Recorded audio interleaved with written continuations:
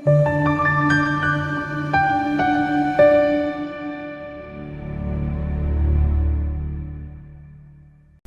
umusa nezibusiso uNkulunkulu akulonde kama kupastor ngithandele niflika okubalekile nokufanele ukuthi inamba isense kuphela kusongonene kusengela 5 ntambama kuma calls kuphela ungawusemisa WhatsApp ungawusemisa SMS nakhona iba umlandeli oyichalele ukuze usensele inamba sibheka la waphiwe mbanjwe aphiwe mjwaha 3982 uthi sawubona baba ngicela ukubuza uphupho ubona umuntu ezigeza ethi uyathwala walegeza but ke asenze kanje kungenzeka uyathwala asikusho lokho kungenzeka kade iphupho liveza ukuthi uyathwala njobe egeza indlela athwala ngayo noma kukhona isithwala sithathile yabona but ke asikhulume nje ngokugeza in general yabona ngokujwayelekile. Number 1 uma uphupha umuntu sithole njengoPaul uhluma egeza ngoba lokho kuye kukhombe inhlanhla nokuhlanzeka nokuthi isimo sempilo sizoba ngcono kulwa umuntu yabo ushilo kukhona suka kwenza ukuzama ukuguqula isimo sempilo nokwenza ngcono impilo yakhe. But number 1 njengokujwayelekile uma uphupha umuntu kuba uPaul uhluma egeza osuke likhomba ukuthi kunenhlambuluko kumele lo muntu ayenze ngoba kenzeka uhaqwa amathunzi amnyama noma kuneyichithe ezimbambile.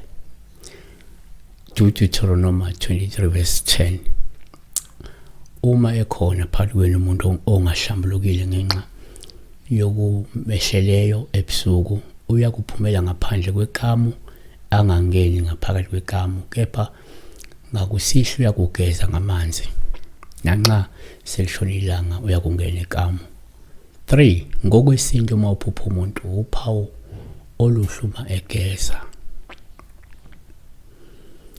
kungenzeka lo muntu kumele ageze idalwa zakhe noma lo muntu kumele azihlambulule ngabona.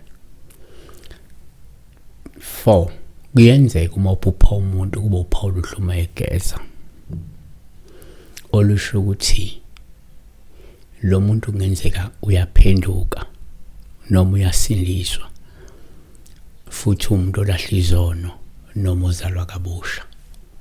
NgokaJakobe 13 verse 10 uJesu wathi kuye ogeziweyo kadingi lutho kepha ukugezwa inyawo kepha ugezekile wonke nina nigezekile kodwa angisho nonke. So ukuthi isengakhomba nje ukuthi lo muntu mhlawumbe ukade esuka eshiya imikhuba emibi kade eshiya into ezimbi kade ezenza esikhathi esendlule.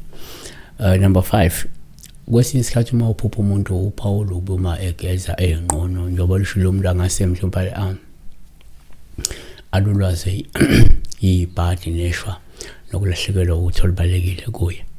Kodwa ke ilokho ebisikuvezela uphupha umuntu egeza lokuthi uthe uyageza ngoba uyathwala ngeke ngazi but bengibheka nje umuntu osuke egeza but ngoba egeza ethi uyathwala ngeke ngazi maybe ubethwala maybe ubegonyuluka ekhomba ukuthi yena wathwala umuntu wathwala wena nokuwena omaziyo but sinesikhuluma yokuphupha umuntu egeza ukuthi 1 ingoba isimo sempilo lo muntu sizoshintsha sizokuba ngcono noma uzama ukwenza inguquko empilweni yakhe kungakhomba inhlambuluko okumele ayenze ngoba enamathunzi amnyama membethe maybe wakwashonelwa maybe uneyichithe ezimbambile njalo njalo kungakhomba ukuthi mhlawumbe kumele ageze idalwa zakhe ezimembethe kungabi ngoba mhlawumbe uyasindiswa njalo njalo. So siyabonga kakhulu isibheka la umuntu uma egeza ubona umuntu egeza nje. Be blessed. Kuleka kuyo Jesu